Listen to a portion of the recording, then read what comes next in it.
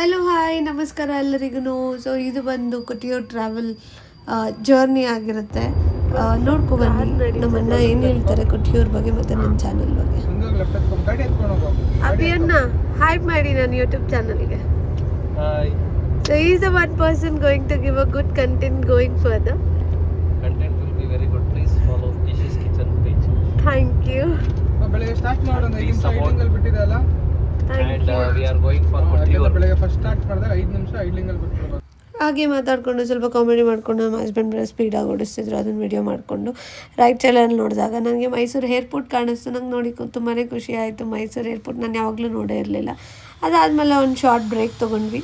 Kerala border ಹತ್ರ ಹೋದಾಗ border ಹತ್ರದಿಂದ break ಮುಗಿಸ್ಕೊಂಡು ನಾವು ಬರ್ತಾ ಇದ್ದಂಗೆ ಲೆಫ್ಟ್ ಸೈಡಲ್ಲಿ ನೋಡಿದ್ರೆ ನನ್ನ ಫೇವ್ರೆಟ್ ಟ್ರೈನ್ ಕಾಣಿಸ್ತಿತ್ತು. ಸೊ ಟ್ರೈನ್ ನೋಡಿದ್ವಿ. ಟ್ರೈನ್ ನೋಡಿದ ತಕ್ಷಣ ನಂಗೆ ತುಂಬ ಖುಷಿ ಆಯಿತು.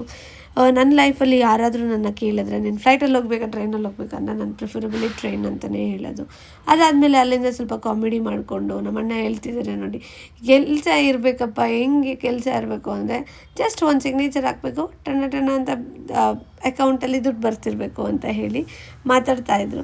ಸೊ ಆ ಥರ ಸಿಗ್ನೇಚರು ಆ ಥರ ಕಾಮಿಡಿ ಎಲ್ಲ ಮಾತಾಡಿಕೊಂಡು ಮಾಡಿಕೊಂಡು ತುಂಬ ಚೆನ್ನಾಗಿತ್ತು. ಎಂಜಾಯ್ ಮಾಡಿಕೊಂಡು ಅಲ್ಲಿಂದ ಡೈರೆಕ್ಟಾಗಿ ನಾವು ಕೊಟ್ಟಿಯೂರ್ಗೆ ಹೊರಟ್ವಿ. ಕೊಟ್ಟಿಯೂರ್ಗೆ ಹೋಗ್ತಾ ಇದ್ದಂಗೆ ಅಲ್ಲಿನ ಜನನ ನೋಡಿ ಮುಂದೆ ಬರ್ತಿರೋ ಲಾರಿಯಲ್ಲಿ ಮಳೆ ಬರ್ತಿತ್ತು. ಮಳೆಯಲ್ಲಿ ಪಾಪ ಅವರು ಎಷ್ಟು ಕಷ್ಟ ಬೀಳ್ತಿದ್ದಾರೆ ನೋಡಿ.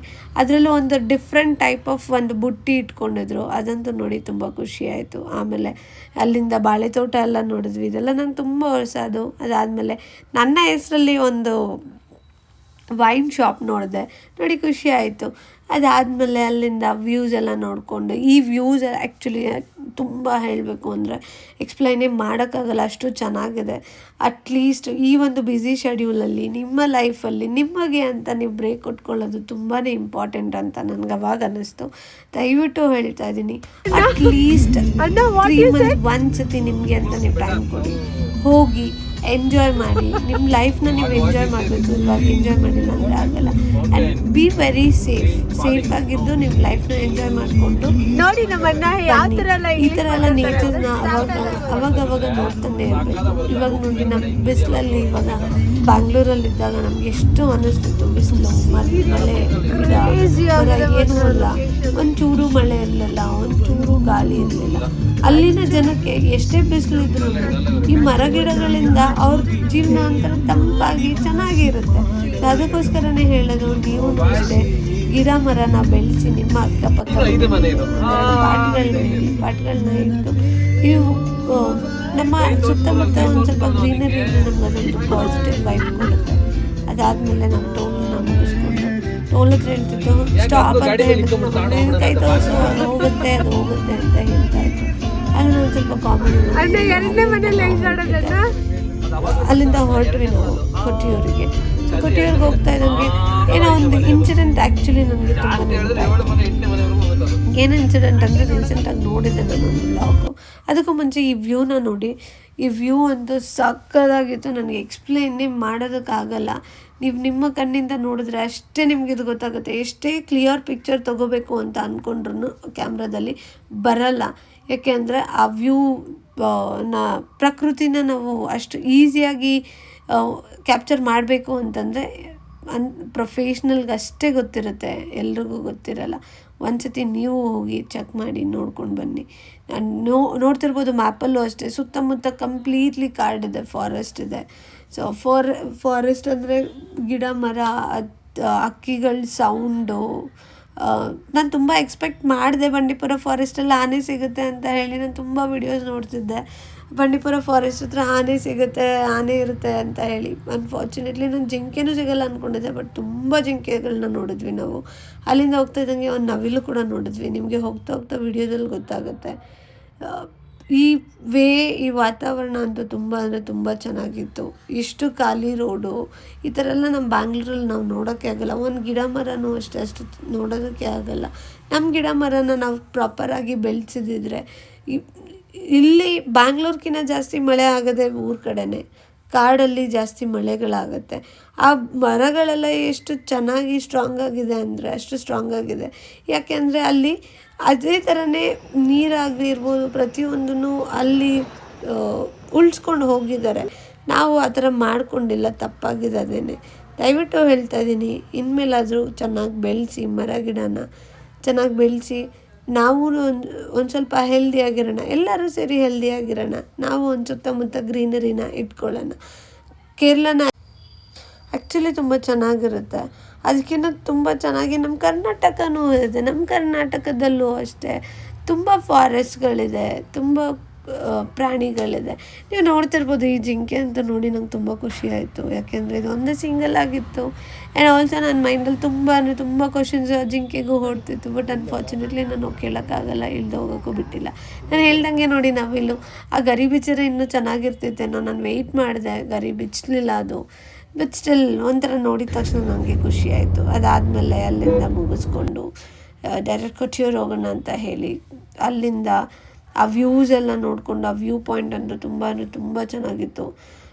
ಕೇರಳದಲ್ಲಿ ಇದು ಸ್ಟಾಪ್ ಮಾಡಿದ್ದು ಒಂದು ರೆಸ್ಟೋರೆಂಟಲ್ಲಿ. ಕೇರಳದಲ್ಲಿ ಅಂತೂ ನಾನು ಕನ್ನಡ ವರ್ಡ್ಸ್ನ, ಕನ್ನಡ ಲೆಟರ್ಸ್ನ ನೋಡ್ಬಿಟ್ಟಂತೂ ನಂಗೆ ತುಂಬ ಖುಷಿ ಆಯಿತು. ಅದು ಒಂದು ಗಂಡ ಹೆಂಡತಿ ನಡೆಸ್ತಿದ್ದು. ನಾನು ಅಂದ್ಕೊಂಡೆ ಅವ್ರ ಹತ್ರ ಹೋಗಿ ಮಾತಾಡೋಣ, ಮೇ ಬಿ ಅವ್ರು ಕನ್ನಡದವ್ರು ಇರ್ಬೋದಾ ಅಂತ ಹೇಳಿ. ಎಲ್ಲೋ ಯಾರೋ ಒಬ್ಬರು ಕನ್ನಡ ಮಾತಾಡ್ತಿರೋರು, ಬರೀ ಮಲಯಾಳಂ. ಅದರಲ್ಲಿ ಯಾರೋ ಒಬ್ರು ಕನ್ನಡದವ್ರು ಸಿಕ್ಕಿದಾಗ ನನಗೆ ಎಷ್ಟು ಖುಷಿ ಆಯಿತು ಅಂದರೆ ಅಷ್ಟು ಖುಷಿ ಆಯಿತು. ಬಟ್ ಅನ್ಫಾರ್ಚುನೇಟ್ಲಿ ಮಾತಾಡೋಕ್ಕಾಗಿಲ್ಲ. ಆಮೇಲೆ ಅಲ್ಲೇ ಉಡುಪಿ ಹೋಟ್ಲಿತ್ತು. ಉಡುಪಿ ಹೋಟ್ಲಿಗೆ ಹೋಗಿ ಊಟ ಮಾಡ್ತಿದ್ದಂಗೆ ನೋಡಿ ನಮ್ಮನ್ನ ಎಷ್ಟು ಕಾಮಿಡಿ ಮಾಡ್ತಿದ್ದಾರೆ ಮಲಯಾಳಂದಲ್ಲಿ ಮಾತಾಡ್ಕೊಂಡು. ಕೇಳಿಸ್ಕೊಂಡು ನೀರು ದೋಸೆ ಡೆಲಿವರಿ ಮಾಡಲಿಲ್ಲ ಯಾರೋ ಸೊ ಫೈನಲಿ ನಾವು ಊಟ ಮಾಡೋದಕ್ಕೆ ಅಂತ ಹೇಳಿ ಎಲ್ಲಿಗೆ ಬಂದಿದ್ದೀವಿ? ಕೇರಳದಲ್ಲಿ ಉಡುಪಿ ಹೋಟೆಲ್. ಚಟ್ನಿ ಕಾಣಿಸ್ತಿದೆ. ಆ್ಯಕ್ಚುಲಿ ಸ್ವಲ್ಪ ನೀರ್ನಂಗಿದೆ, ತುಂಬ ಚೆನ್ನಾಗಿದೆ. ಏನಿದೆ? ಗಟ್ಟಿ ಚಟ್ನಿ ನೀರ್ನಂಗಿದೆ. ಆ್ಯಕ್ಚುಲಿ ಇಲ್ಲಿ ಇನ್ನೊಂದೇನೆಂದರೆ ನೋಡಿ, ಈ ಥರನೂ ಒಂದು ಚಟ್ನಿ. ಏನು ಚಟ್ನಿ ಇದು ತೋರಿಸಿ. ಆ್ಯಕ್ಚುಲಿ ಇದು ಹುರ್ಗಡ್ಡೆ ಚಟ್ನಿ, ಸ್ವಲ್ಪ ಗ್ಯಾಸ್ ಜಾಸ್ತಿ, ಬಟ್ ಆರೋಗ್ಯಕ್ಕೆ ಒಳ್ಳೆಯದು.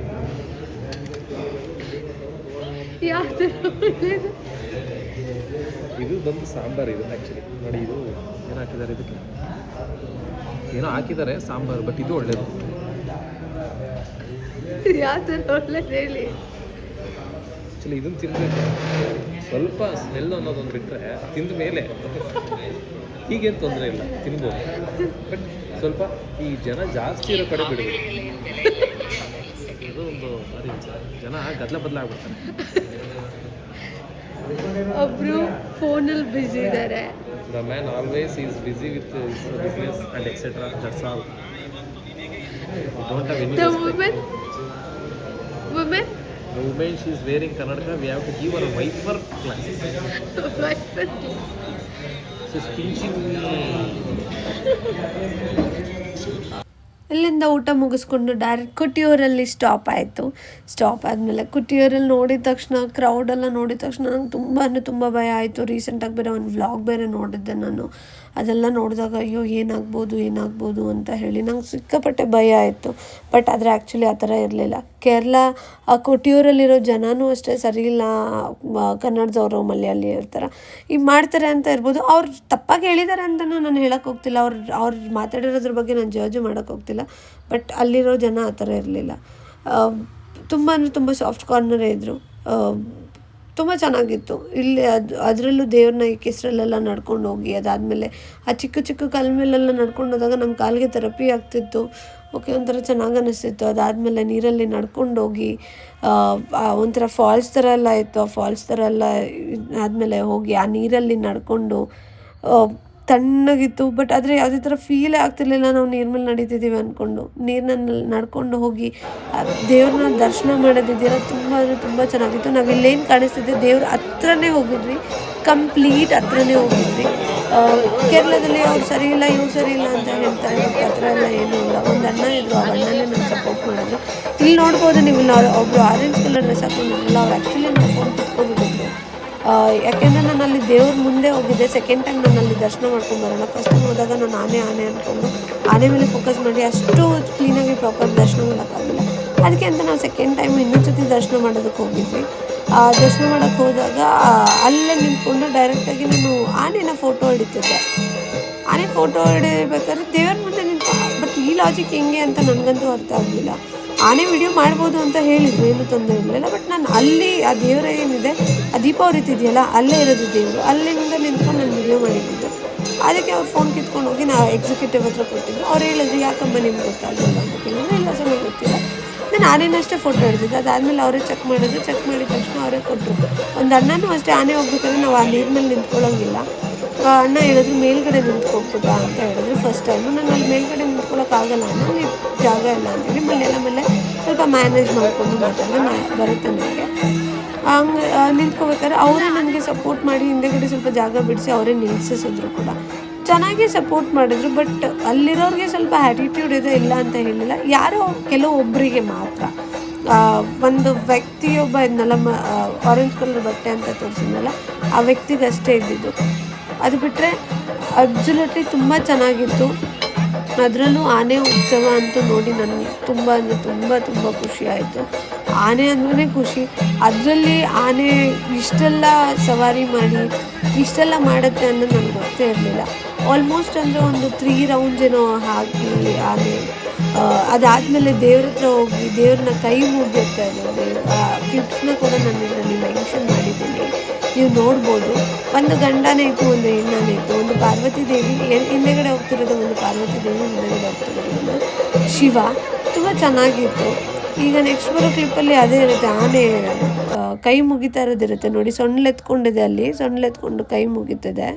2 ಆನೆನೂ ಅಷ್ಟೇ, ಒಂದು ಆ ಕಡೆ ಹಿಂಗೆ ನಿಂತಿರುತ್ತೆ, ಒಂದು ಹಿಂಗೆ ನಿಂತಿರುತ್ತೆ, ಹಿಂದೆ ಮುಂದೆ ಇರೋದು.